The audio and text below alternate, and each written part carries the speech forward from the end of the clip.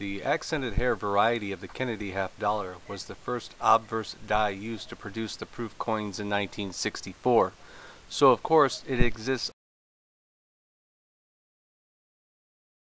As the story goes, JFK's widow Jackie Kennedy did not like the design of the hair on the president's bust and demanded that it be revised. Imagine that, a first lady complains and the U.S. Mint hops to and retools the die just to make her happy. According to most authoritative sources, approximately 1 to 3% of the production of 1964 proof Kennedy halves are the first obverse die or the accented hair variety. This would put the population between 40,000 and 120,000 pieces before over 40 years of attrition. The accented hair tends to be plagued by problems to a much greater degree than the second obverse die, in particular milk spotting and obverse hairlining. Because of this, it is far more difficult to find in high grade than many realize. Genuine two-sided cameo pieces in high grade are particularly scarce, and high-grade deep cameo examples are rare.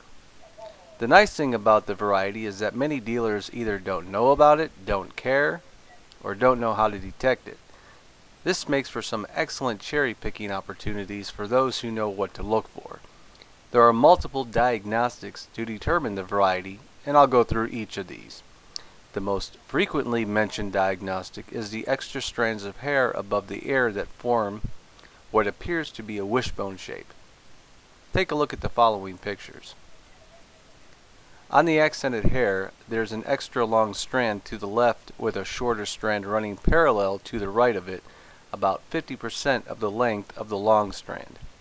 To the right of the ear is a heavier cluster with strands that doesn't exist on the regular coin. This is what forms the wishbone. Note that it is common for dealers and collectors to confuse a very strongly struck regular coin with the accented hair variety. A strong strike is not what produces the coin, but rather the correct obverse die number 1. The other obverse diagnostic is that the lower left serif on the I in Liberty will be truncated or shortened when compared to the second obverse die, a regular Kennedy. So always be sure to note the difference when you're comparing. In addition to the obverse diagnostics for detecting the variety, there are two reverse diagnostics to check. The first is what is known as broken rays on the accented hair variety. The rays that intersect the stars below the word unum will appear to be broken. The other reverse diagnostic is known as the straight or flat G. Take a look at the picture. Note how the thingamabob of the G on the regular Kennedy has serifs at the top, and the G of the accented hair has the straight sides with no flare. And here we're just showing the accented FG initials. Something important to note about the reverse diagnostics is that they are not 100% reliable in determining the variety and should not be used as a standalone assessment tool. This is because reverse die number 1 was also paired with obverse die number 2. These are known as the transitional variety, and while rather uncommon, they do exist. Well, there you have it. Everything you ever wanted to know about the accented hair but were afraid to ask. This is my 1879 Philadelphia $10 Gold Eagle, which my father got for my grandfather, about, over a decade ago. Original price on it was $250, and I required it last year, or I should say acquired, not required. The total mintage for the 1879 Philadelphia is 384,740. Although the total number of eagles minted each year for the first decade was small, and not until 1879 did the combined production from all mints in any one year exceed 500,000 coins. For several years after 1879, eagle mintage exceeded 1 million coins, although for many years the total from individual mints often was less than 100,000 pieces. Liberty head motto coins produced from 1866 through 1879 are generally more expensive than those from 1880 through 1907, even at lower grades. Few mint state and finer coins from this early period have been certified. with near gem and finer rare and expensive.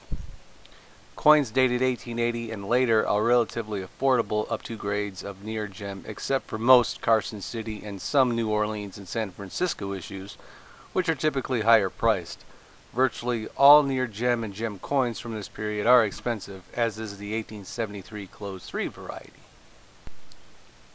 There are many VAM Morgan silver dollar varieties, but today we'll be looking at the 1887-0 VAM number 2 with the doubled 1 and tripled 7. This is my personal coin. VAM was named after the two men who started classifying these different Morgan and Peace dollars that they were finding with double dates and things of that nature. Named after Leroy Van Allen and George Mallis. The 1887-0 VAM 2 doubled 1 tripled 7, the entire date has been doubled with a shift to the right. The top points of the original one is visible to the left of the new one with the dot of metal at the top. The 7 is tripled with doubling at the top and a dot of metal to the left of the crossbar and metal at the extreme lower left. One of the largest shifts of date doubling known. I got this VAM at the Baltimore Whitman Coin Show back in 2011. I traded it for a bunch of junk Morgan dollars actually, and the dealer said it was at least an MS-64, maybe an MS-65. It was a normal price on it was $300, but like I said, I traded junk Morgans for it. So in my mind, I didn't really get it for free, but when you're dealing with, you know, junk Morgans that are just no more than worth their silver content value, you know. And I really wasn't looking for one, actually. He had told me he had brought it for another customer who never showed up and had it just laying around.